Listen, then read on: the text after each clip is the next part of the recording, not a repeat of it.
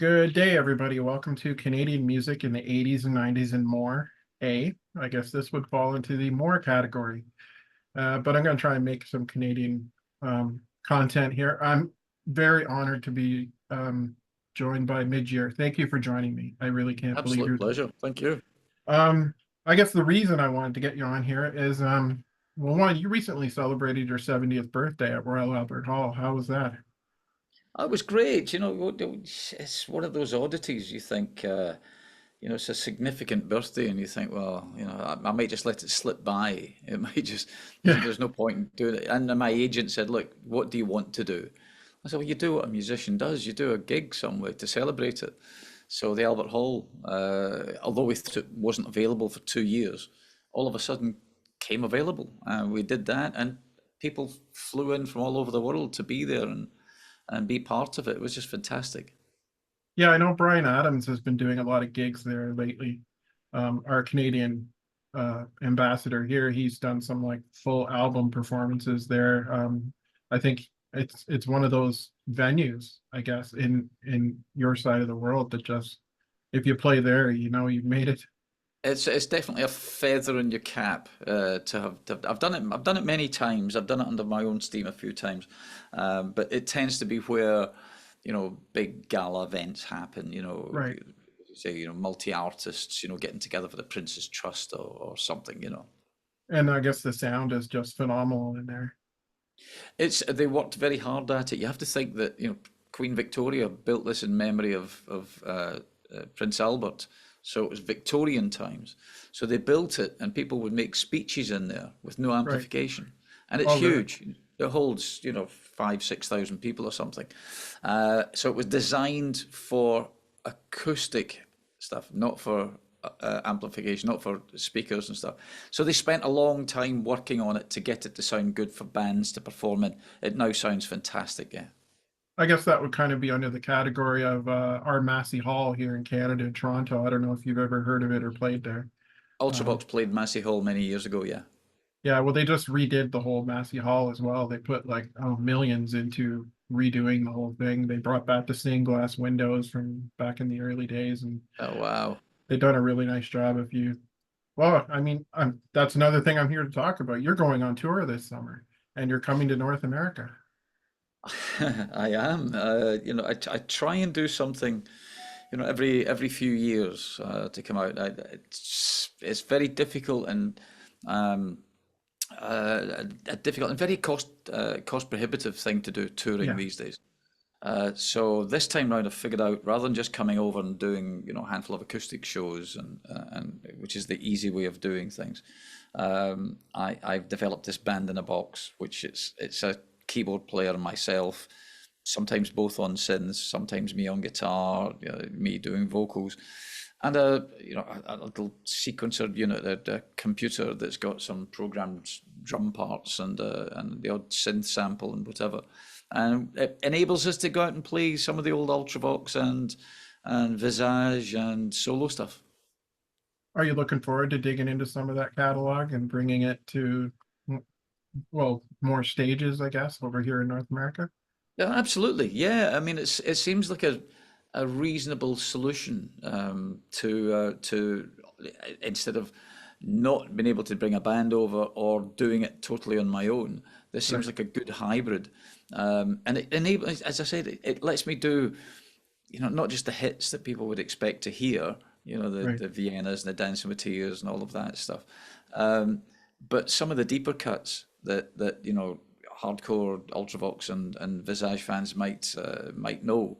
So yeah, it's always good to be able to come out and do it. And also, I don't want people thinking I'd sit behind an acoustic guitar all my life. I'm a guitarist, but I'm used to ones that plug in.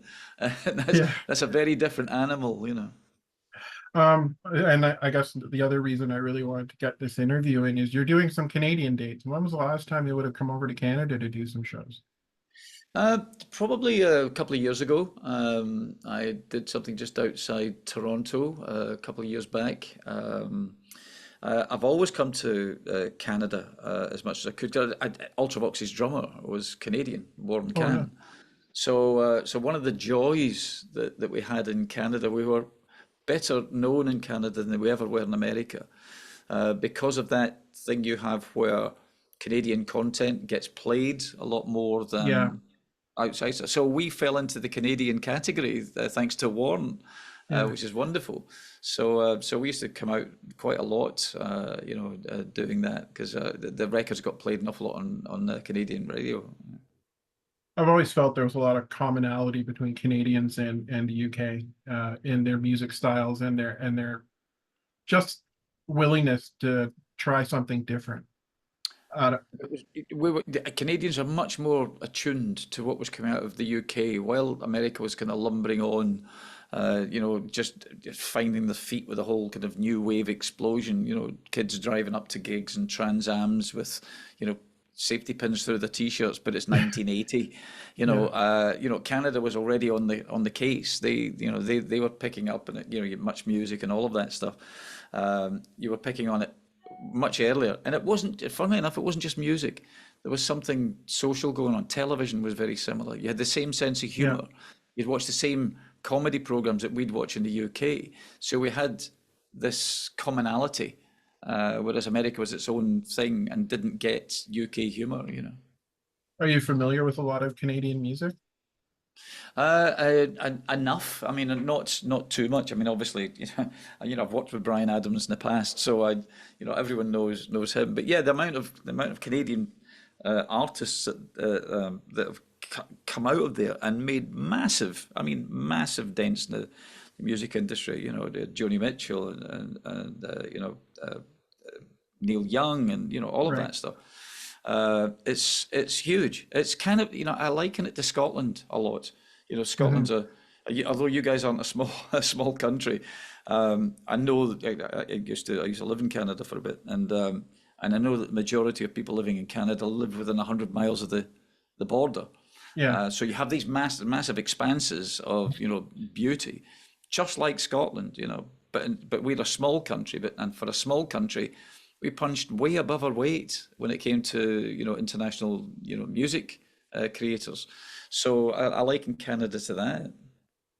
I for sure I would definitely say that, with bands like Simple Minds, I believe is Scottish. I remember Danny Wilson, Yeah, because yeah, they were from where my wife's grandfather was from in Scotland. So right. There's like Dundee or something like that, isn't it? yeah, something like that. I'd be hard pressed not to ask you. You were a you were a co-writer and producer on the classic Band-Aid "Do They Know It's Christmas" for Famine Relief, which is just an amazing accomplishment as well, working with all those artists at the time, which was kind of unheard of. But have you seen the documentary about We Are the World yet? Yes, I saw it a month or so ago. Yeah. And how did you would that be something you'd do for Band-Aid, or unless it's been done already and I don't know about it? There's lots of things afoot right now because it's the 40th anniversary of Band Aid this year and the 40th anniversary of Live Aid next year. So there's lots of talk of documentaries and stuff, but trying to get the tone right for the documentary. You don't just want a pop Yeah. documentary where it just shows all the artists turning up and interviews them. You want to get to the nitty gritty as to why it was happening and what happened afterwards and stuff. So we're trying to get the right vehicle for it. But the thing that I thought instantly with the We Are the World one, that the song that changed the world or whatever it was called, was how organized they were. They Yeah. had time to organize it. We didn't have time. It's the antithesis of what Right. we did. We eked the artists together. We didn't know who was turning up on the day that everyone saw. We didn't know Right. if they'd make it or not, if they'd remember. So it was all done flying by the seat of our pants, whereas the American ones seemed to be very organized. It seemed in the American one that they had everybody on site at the same time, which was quite an accomplishment. I guess with the American Music Awards that night really helped. Did you guys have the same thing when you did Do They Know It's Christmas? Was everybody there at the same time, or was it done Yeah, bit by no, bit? they were there. I managed to get a couple of them into my studio. I spent 4 days, doing all the instruments for the track, making the track. And I managed to get Sting and Simon Le Bon and Paul Weller, whatever, into the studio beforehand, in case we didn't have enough time Right. in the studio because we only had 24 hours to do all the individual vocals, all the chorus vocals, Phil Collins drums, and mix the record. So it was a real tight, call to get this thing done because if we didn't get it in the pressing plants by 8 o'clock the next morning, we would miss the release date, which would Oh, have meant really? that the whole thing would have been useless. It took such a long time to press the vinyl and put it in a sleeve and get it shipped out to, the retailers and all of that stuff. So we had to work incredibly quickly. But all the artists that you saw in the making of were all there that day. Incredible, incredible thing to have to do, like to do that. Are you familiar with the Canadian version, Tears Are Not Enough? Northern Lights, the Yeah, Northern Lights thing, yeah, yeah, yeah. I was. Good. Brian Adams was part of that as well, wasn't he? He was instigator or whatever. I saw a YouTube video about how they made it, and it looked like quite the process to do that too. And I thought it was amazing to have all that Canadian talent in one room at the same time as well. And of course, David Foster, who else would you want to work on that as a producer? I mean, he's well known all over the world, right? Absolutely. I mean, everything, every territory eventually kind of did something. They did one, and they pulled together the best of who they had. So we were very fortunate that ours was the success that it was that springboarded all the other versions. And of course, they all sold incredibly well, and they all made a massive difference. The thing that over the last 20, 30 years, the cynics are constantly asking, did it make any difference? And, maybe 20 years ago, I was doing a little concert in northern England, and I got a card sent to me backstage and opened it up, and it was a card from a couple of guys who had owned a little company.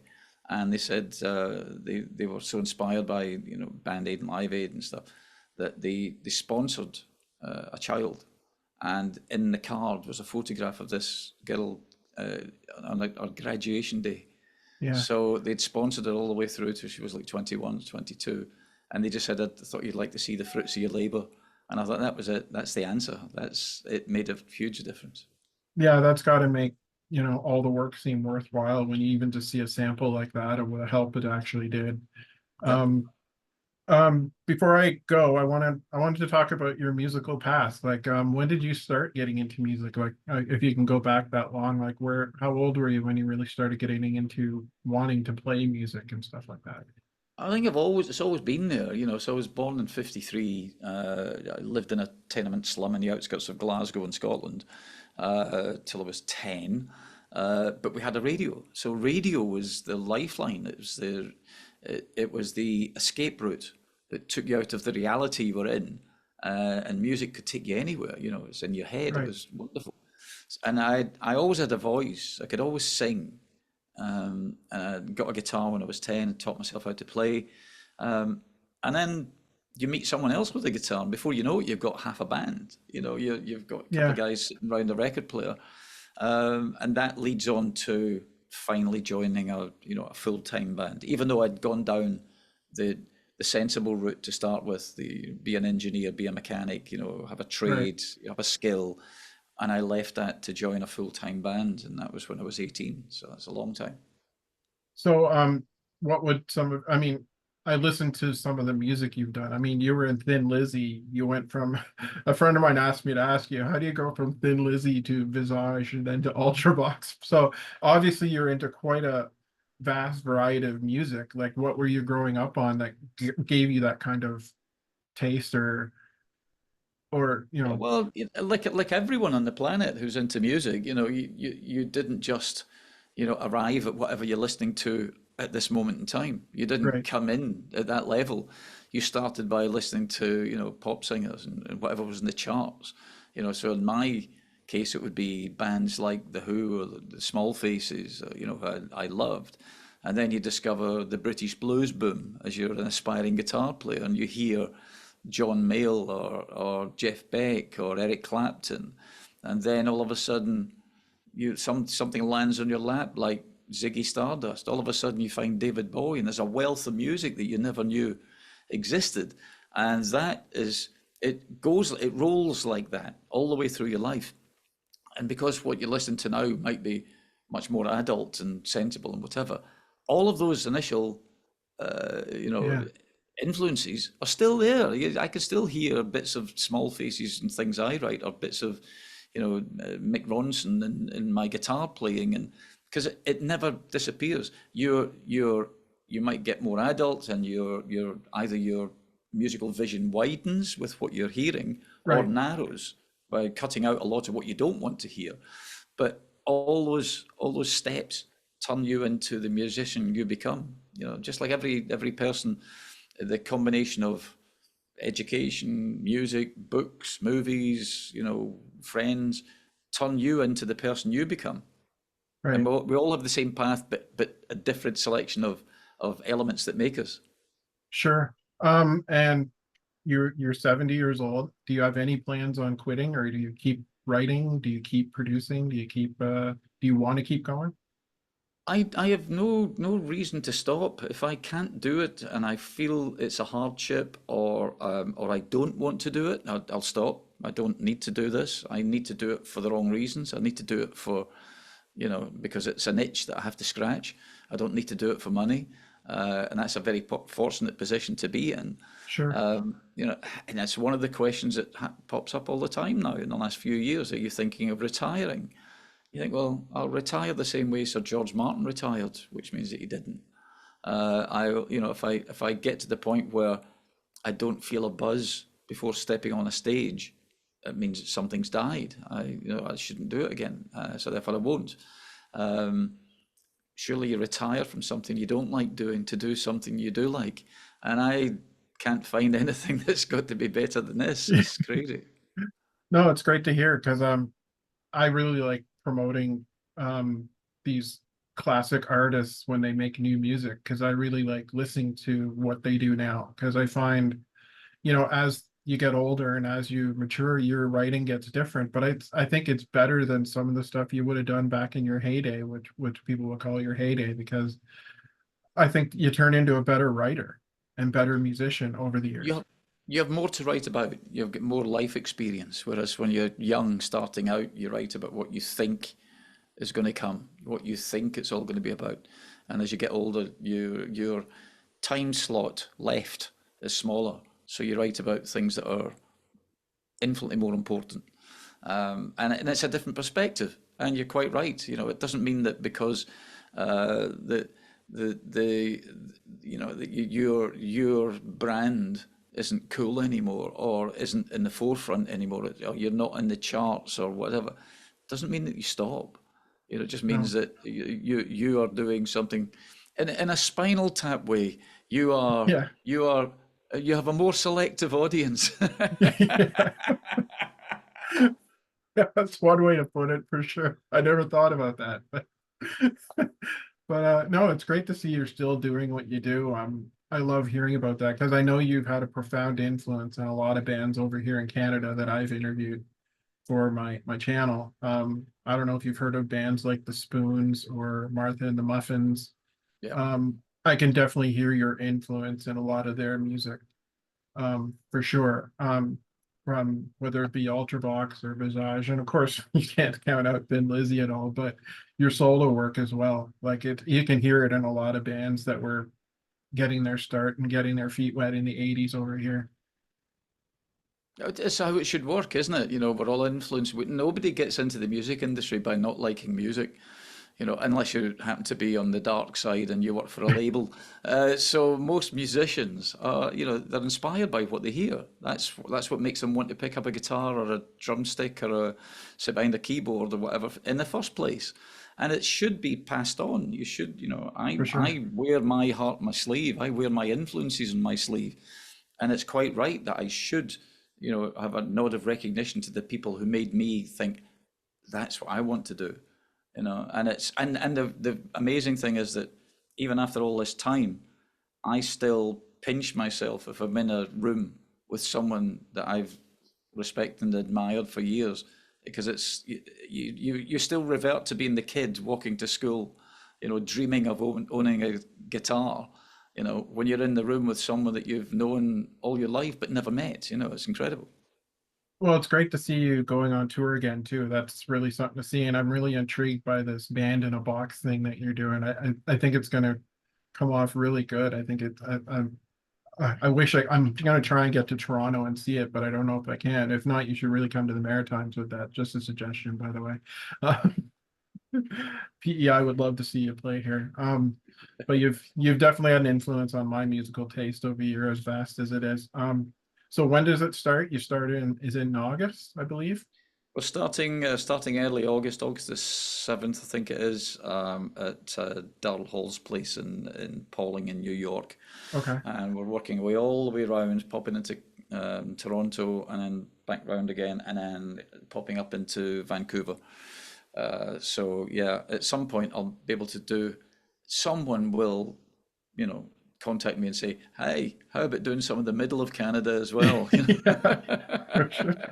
I see you're playing the El Macombo, which is another legendary venue in Toronto that has just recently been renovated as well. So I guess that's something to look forward to. I don't know if you've heard of the El That's Macombo that's over the years. that that's where I played 2 years ago in Toronto. It's the last time I was there. Was the Elma Combo, and my friends ABC were playing that night as well. So Oh, excellent. Yeah, we've had a lot of great British acts coming over here lately. We had Jesus Jones over here all right, recently. yeah, yeah. And I haven't heard of them in quite some time. But there's a fellow over here that does charity shows um in just outside of Toronto, and he's got some of the Ed, biggest. Ed Sousa, yeah. yeah, I know Ed well, and I'm coming back to Toronto doing the Elma Combo show for Ed.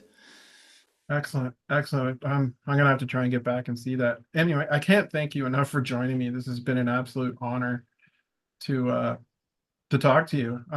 Good luck with your tour and all Thank your you. future endeavors. And hopefully, if you do have time, come on over to the Maritimes sometime, even if it's just for a visit. There's some good I music here listen. too. I'm telling you, I'm going to keep banging on about doing a full Canadian tour at some, and someone will listen one of these days. I'm sure they will. Thank you very much for joining me. Absolute pleasure. Thanks for Have a good having me. day.